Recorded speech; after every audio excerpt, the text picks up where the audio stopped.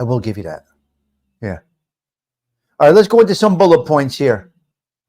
Tommy Stiggs bullet points up next. It's the Tommy Stiggs Show in 3, 2, 1.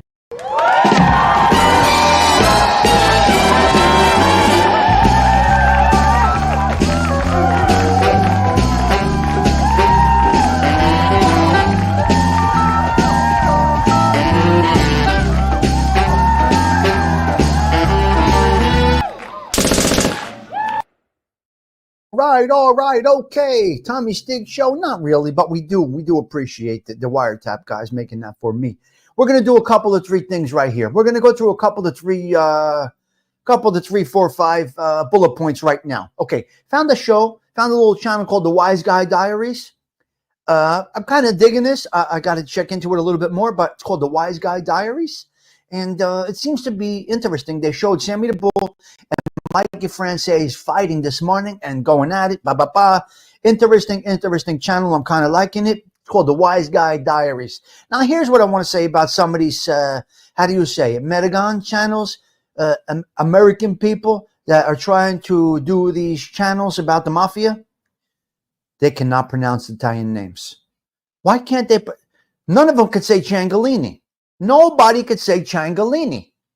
They say Marlino. They say all these, they can't get these names right. They just about get Gravano correct. They can't say Francis. They can't get it right. Michael Francis. No. So they can't get our names correct. Can they get Stigliano correct? Stigliano. The G is silent. Tommy Stigliano. All right? La Vista. Cravoisier. The great Italian-American Adam Cravoisier. They can't get his name right. So they do these shows. The content is very good. But I don't know if they're talking or they're using artificial intelligence. I am not sure. But they cannot get it right. You can't say my name? That's a mouthful? You serious? You can't say Stigliano? They slay the Italian names. Exactly. They are terrible with Italian names, Morvinello. They can't get it right. I got to do a little more work on that CG2. Let me look through. But I do think it's an up-and-up channel. Let's wait on that. But I do think it's an up-and-up channel. Definitely, and Mob Facts has been great to the channel, guys. Mob Facts has given us the green light to show their stuff. So thank you, Mob Facts out there.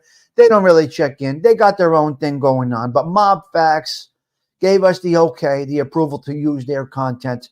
Sometimes you want to show some stuff like that. Okay, so we got Wiseguy Diaries. We got pronunciation. We got a 55 and over situation down there at the Jersey Shore. Down by the beach down there. We got a 55 and over community situation going on. It's not a good one. Hold on. Let me take a sip of my coffee. Today's good morning. We got a problem down there at the 55 and over joints. We're getting power outages left and right. This is not a good situation. This is not a good thing. Listen to me, folks. They're building these Four Seasons communities. They're blowing up. They're everywhere. They got to do something. They're having problems. Toms River, New Jersey, I think it's Toms River, is having problems with major power outages. Now, here's the problem. Here's the problem when you go into the 55 and over communities. This is factual. When we say that I'm going to be in the home, they're in their homes over there. They got oxygen tanks. They got nebulizers. They have electronic things that need electric. And they're failing the people. Now, some of these 55 and over communities, they are not cheap. Some of them are reasonable. Some of them are very expensive. Some of them are resort-like. 2 pools, things like that. And unfortunately, they're losing power quite frequently now. And there's a big reason for this. Just like up here, these people that lived in Manhattan, they're taking their money to buy a North Jersey house, and they're building up a and they're building up just their short Jersey Shore area homes. It's pulling all the power. There's not enough. So the infrastructure has to be built up. What I will say, what there's no shortage of is natural gas. I would really, really, really recommend investing in a backup gas generator. You must invest in this before you plan your next vacation. Listen to me, folks. Before you plan another vacation, spend $5,000-$10,000 on a vacation, please consider putting in a backup generator, a power generator for your house. This, to me, folks, is very, very important. It's a huge investment. It's a huge return on investment for you. It's going to be a big selling point down the line. Please, folks, consider this. Now, if the city isn't doing it for you, you must do this yourself. We got people on oxygen. We got people on nebulizers. We got people with life-saving daily treatments that need electricity. Well, I'm talking about a whole house generator at the very least. You can do solar, anything, Don, something. Can the community put a whole generator in? They cannot do it. But it should be part of the price. Add it in. Guys, add it into the price. You're selling a home, drop the generator. It's a great selling point. Every house should come with a backup generator. Now, if you have natural gas, you're going to be in great shape. Even if you need gasoline or propane. Guys, wake up. The city isn't going to do it for you. Patty Daly. Yeah, you can have a portable one outside. That's no problem. As long as you take some type of action and be ready for this power to go out. Keep your essentials running, which means your communication stuff, your medical stuff, and your food. You can do that, depending on where you live. I'm highly recommending it. My brother is a union electrician, 30 years. You got to see the backup system he has for my mother. My mother's there. She's not well. My mother can't lose power. She can't lose power. So my brother has a total backup generator for the whole house. He put it in. It's an investment in his home. So, ladies and gentlemen, please think about this, because the 55 and over community is down anywhere in the country. Listen to me. Anywhere in the country that you go that has 55 and over communities, they got 150, 200, 300 units in there. They're pulling from the grid. Meanwhile, in the other part of the city, they're building these big houses. It can only stretch so far. The infrastructure can only stretch so far. So there you go. That's one of those topics right there. Okay. Where are we at? Okay. Beautiful coloring. I'm looking, I talked about this last week. I'm looking at some of the newscasters and this and that. Listen to me, folks. Color. And our friend Jeffrey over at the Style OG Network, my friend of ours, a friend of the show, Jeffrey over at the Style OG Network, spoke about this a ways back. And we spoke about this a ways back. Beautiful coloring. The coloring, I'm looking, you have to wear colors that complement your skin tone. I don't care if you're poor, rich, wealthy, healthy, sick, in between. There's colors for your tone that you should be wearing, right? So I've been told in the past I look good in blue. Okay, I look good in black. So I tend to go towards the blues and the blacks. I'm a big color guy. I like color. I like variation in color. I'm looking at this woman right now. She's got a hoodie on, a sweatshirt that matches her skin tone. Complement your skin. Complement your skin with your clothing colors. This could be a hoodie that costs $10. This could be a Gucci shirt that costs $200. I don't care what it is, but you got to do that. Now, I did notice on the televisions, I said this a couple of weeks ago, they really toned down the HD view on the newscasters. It was bad there for a while. Studio lighting was getting really crazy because they had to revamp studio lighting when they got the 4K or HD cameras. So they used to have regular cameras, regular resolution, and they had lighting. Now you see every blemish, every whatever you want to call it. Yes, You did. That's right, Teresa. So you know what I'm talking about the colors.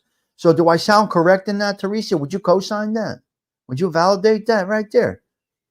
So I would say, yeah, it's a thing. Now they toned it down. They did a beautiful job. Now they got 4K, 8K cameras, and the beautiful lighting is really offsetting them.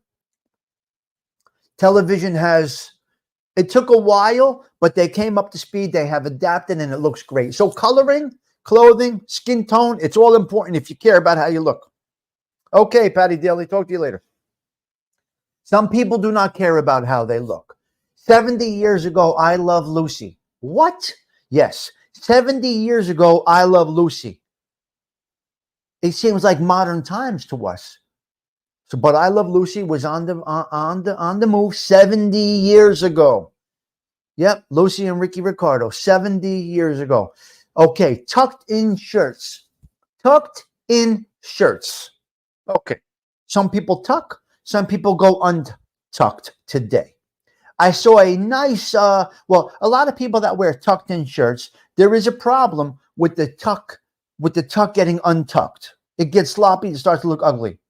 Okay, so a young fella invented something. So, you know, some people wear suspenders. He invented something for the people that tuck their shirts in. Not everybody tucks their shirt in. But people that tuck their shirt in, they have this problem that it gets all disheveled. This guy invented the clip from the shirt down your leg to the socks. So it keeps your socks up and your shirt down. I like no tuck, depending on the cut. Depending on the cut. You got to have the right cut. Unfortunately, men, they're wearing dress shirts untucked, which is the wrong fit. You have to wear a square cut bottom for it to be untucked. You should never wear the egg-shaped shirts untucked. It's not right. It's not supposed to be. Those are tuck shirts. There's a reason that they have that bend in the back, and that is to tuck the shirt. So anyway, he made clips that go from your shirt to your socks. Keeps your socks in check and keeps your shirts in check. Useless information. I know. I just wanted to bring that to you. That was up there in my bullet points. All right. Halloween is down. Halloween is down. 5%. Oh, $12 billion down in sales for Halloween costumes. You know what they're going back to? They're going back to cheaper costumes for Halloween. You know the ones that we wore, the not so, how do you say this? I don't want to say it, poor. The not, oh my God. Okay. How do you say this? We didn't have a lot of money. Okay. We weren't living in the street, but we didn't have a lot of money. So we got those plastic fucking costumes that stuck to you. I don't know if anybody had this problem. I had this problem because we didn't. My mother was taking me to a thrift shop to get a fucking Halloween costume, secondhand store to get a Halloween costume, and they stuck to you. They stuck to you. I remember these costumes. Anybody here not so rich that had to wear these costumes? Oh my God, they were plastic. You were stuck. You couldn't breathe. Well, God bless you. Yeah, but Cheech, I mean, you were like. Plastic, you're stuck, you got a rash, you got a this and that, you're sweating, your sweat's coming down your face, you got and you got the rich kids, they got beautiful costumes. You remember them, all right, plastic costumes, okay? What the fuck? So anyway, I'll tell you this, it went down big time. Halloween sales are really, really down, but something that was introduced, that has been introduced in the last few years, is Halloween trees. Halloween trees, just like a Christmas tree. Now they got they got Halloween trees. Now I don't know if I'm okay with that. I don't give a shit what people do. You want to have a Halloween tree, it's great. I'm just telling you, they got a Halloween tree now. There's a Halloween tree out. Let's go to the next topic right now. True Value Hardware, bad shape. Bad shape. Now we go back to these days. We talk old times sometimes over here, and we had neighborhood screws and bolts, piece of wood. What do you call this? What were these stores called? Every neighborhood had it. What were these things called? Oh my God! Come on, geriatrics, help me. Every neighborhood had it. You go in, you need a bolt, you need a screw, you need a nut, your sister's ass. What? They had everything over there. What was this store called? Oh my God. Come on, there's a few of them around. What were they called? Oh my God. What were these stores called? Ace Hardware. Well, True Value is going, True Value hardware stores. Thank you, guys. Okay. Hardware stores. Thank you. Oh my God. Without, you guys are part of the show. You do know that. So True Value is in trouble, unfortunately. Well, the nickel and dime store, the 5 and 10s, yeah. Style OG, that's my guy. Yeah, Jeffrey at the Style OG Network. Gerard, yes. Style OG. Jeffrey, drop a dime over there. Tell him Tommy Stig sent you. Style OG Network. True Value's in trouble, unfortunately. True Value, Ace Hardware, Home Depots. I try to stay local. I go to a couple of local hardware stores when I need stuff. But they're going out. They're going out. Unfortunately, True Value is in trouble. Unfortunately, True Value is in trouble. Okay, let's get serious for a minute. We got a local girl, 2 years old. She's got a very bad leukemia. Oh, my God. We got a Belleville child, 2 years old with leukemia. AML leukemia. Terrible, terrible. Not going to put the name up, but we have a young girl in the neighborhood that's unfortunately 2 years old. Oh my God, it breaks my heart. So we had a big turnout for the Columbus Day Parade. We had the Belleville people just came out. They got a $50,000 goal. I think they're at about 40,000 right now to help, and it's going well. Things are going well. I was at the local car. I was by the Belleville police. They got the cars washed, beautiful for the parade. Before that, there was a little bit of a fundraiser on the Belleville section of the parade, and they raised some big money for this girl. So please, guys, you don't know how fortunate you are. Some do, some don't. It's a tough thing. It's very sad. It's very, very, very, very sad. It's very sad. Yes. Yes. Now, my girl's niece died of this at 18 months old. Noelle died of this at 18 months old. So we know this. We know what this family's going through right now. Very, very difficult situation. So people are putting their best foot forward. Is that how you say it? Forgive me, I don't know this terminology, but Gerard is back in the chat. He doesn't know he's back in the chat, but he will catch up. But Gerard's he's still on Lucy, so Gerard will catch up when we close the show. So that we have that. Okay. Let me see something here. Jack Nicholson, guys. Jack Nicholson. I'm reading notes that I took down the other day. Excuse me if I don't have this perfect. We're not perfect over here. We talk. We have conversation. Jack Nicholson. Okay. Jack Nicholson. Okay. For years, Jack Nicholson did work to work. He wanted to work. Obviously, he wanted to make his money, make his mark in showbiz. He did it. Jack Nicholson arrived, right? Jack Nicholson arrived. Now, he's changed over to doing work that has an impact, not just to do it. We're not professional journalists, right, Teresa? You know what I mean. We just talk. We're the social club crew. They said he's crazy, but he's okay. Shelley Duvall was next to him in The Shining, right, Teresa? Was it Shelley Duvall in The Shining? I think. That's my notes. Shelley Duvall. Yeah. So in The Shining, right? In The Shining. Okay. So Shelley Duvall, Jack Nicholson, they started back then. They did their thing. Shelley Duvall had a very, very, very, very tough life, born to an unmarried showgirl, which means she got knocked up on the road. I mean, very sad. She got knocked up on the road. Shelley Duvall's mother was a showgirl and left her. Left her at like a year old. And 4 years old. Yeah. Shelley Duvall, yeah. So Shelley Duvall was born to an unmarried showgirl. Jack Nicholson's parents left him at 4 years old in Neptune, New Jersey. His parents left him. So you had Shelley Duvall, disturbing childhood. Jack Nicholson, very, very sad situation. His mother and father not around.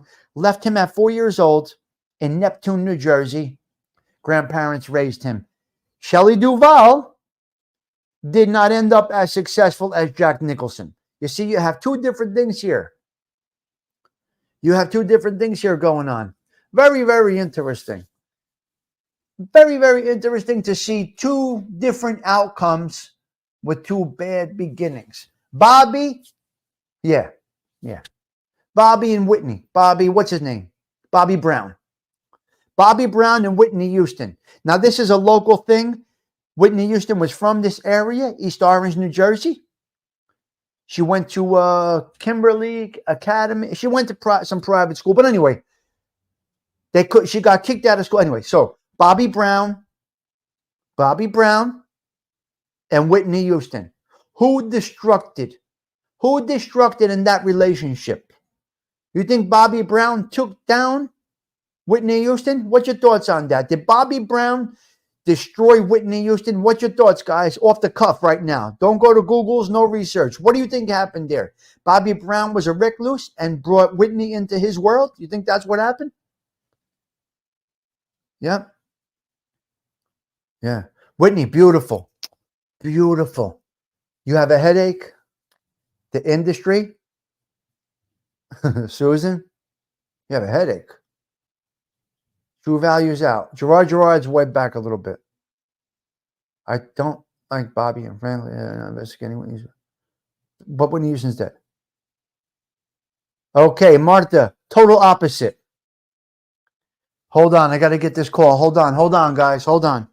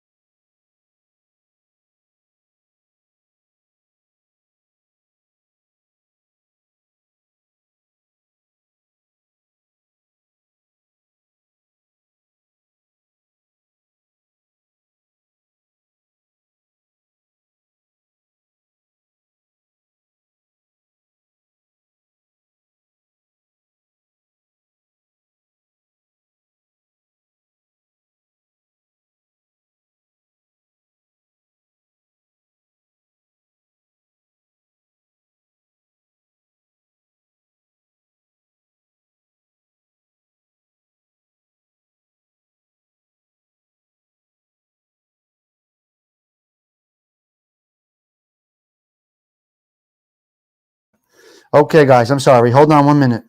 I'm working at the same time. So it's totally wrong. It's backwards. Whitney Houston took down Bobby Brown. Yeah, oh, you did? Okay. Whitney Houston, well, Teresa, I was with a whole bunch of people the other day. We were talking about this.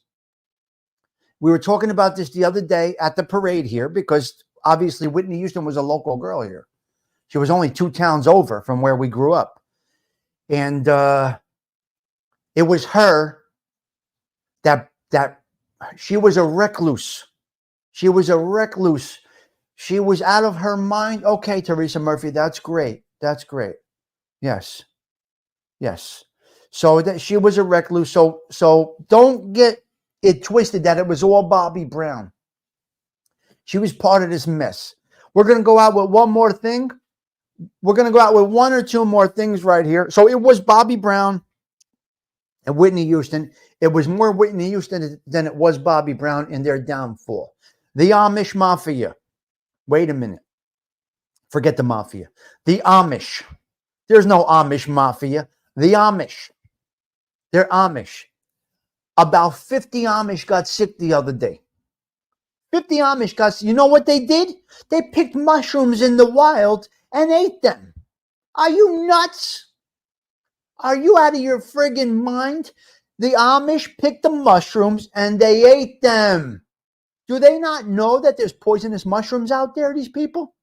Come on, Amish. What's the matter with you? They picked them. Come on, Susan. Come on. What? Oh, let's cook that. It's growing out of look, it's growing out of the thing. It's growing out of the thing over there. Let's pick those mushrooms and let's saute them and let's go eat them. Huh? What are we gonna do? But you got to remember, Teresa, we know from local people that went to school with her that she got kicked out of school and things like that. Yeah. Yes. That's what it is.